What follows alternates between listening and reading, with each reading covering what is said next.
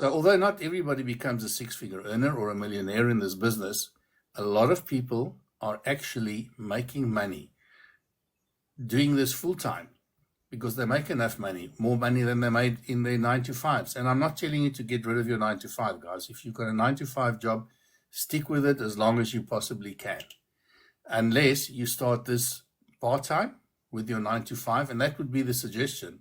You start this as a part-time business, and the day you make more money for 3 or 4 months consistently than your 9 to 5 salary, then you can start thinking about doing this full-time, but not before then.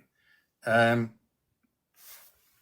I know people, a lot of people, not a few, a lot of people who actually, after 3, 4, 5, 6 months, 7 months, the other one that I know, gave up their 9 to 5 jobs and started doing digital marketing full-time, started selling digital products full-time on social media.